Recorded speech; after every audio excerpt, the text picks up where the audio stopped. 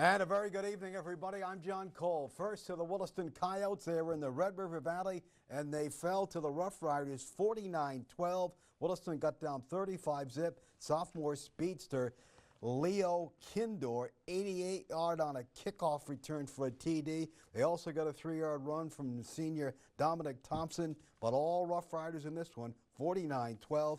Coyotes will take on Legacy in the annual homecoming game next Friday. Over in eastern Montana, Sydney Eagles and the Bowman Bulldogs hooked up in a border battle.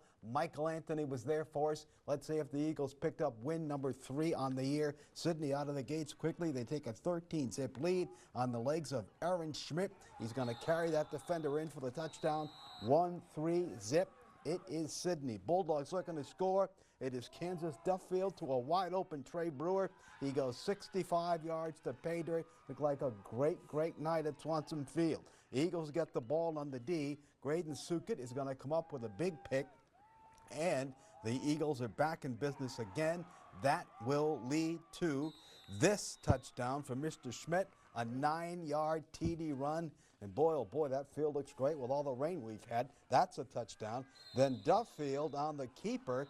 He will lose the ball, and it's going to be picked up by Ethan King. He's going to pick it up and skedaddle 48 yards for a TD.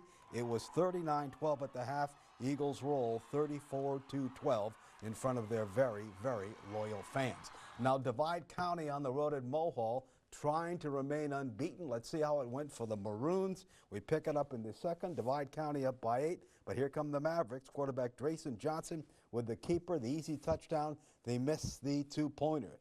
MLS back with it this time. It's Johnson. He's going to air it out to Eli Udland.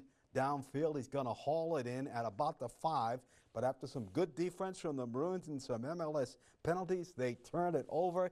We move to the second quarter now. Divide County's driving. Quarterback Traven Head is going to hand off to fullback Stockton Nelson. Look at him. He's going to dodge 1 tackler, 2 tacklers, 3, and then it's off to the races. He's going to dodge 2 more Mavericks before finally being stopped. And then he's going to put his head down on the keeper, plows in for the touchdown. They get the point after. DC remains unbeaten, 29-12. So once again, the Coyotes fall. Sydney wins big. Alexander remains unbeaten. 44-zip over TGU. Mondack leading Poplar 32-6 at the half. Trenton wins big, the defending state 6-man champs.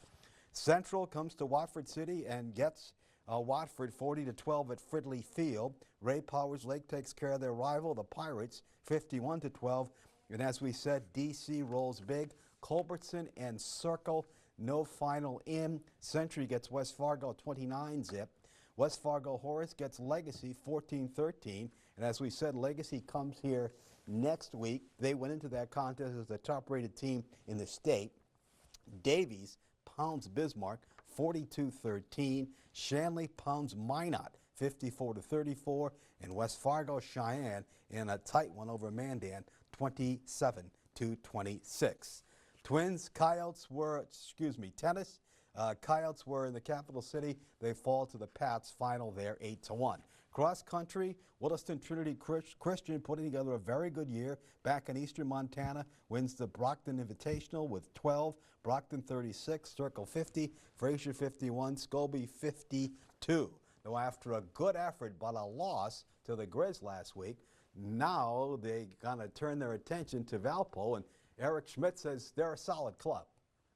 I think looking forward, Valpo, I got lots of respect for Coach Waddle and what they've been able to do there. He had a really successful, team and tenure at Marietta in Ohio there too as well. So they do some things that I think are challenging on the offensive side. They have pretty athletic quarterback. They're a 4-down team on defense, play hard, do some really good things, I think, pressure-wise and stuff like that, and really play sound. Coming in Grand Forks, always a special time. It's a 3 p.m. kickoff. The defending national champs, well, those Bison, they are off. Dickinson State out of the gates quickly, 2-0 on the season. They will be home against Carroll College tomorrow. Carroll College is going to come in with a 1-1 record. Let's take a timeout on First News at 10.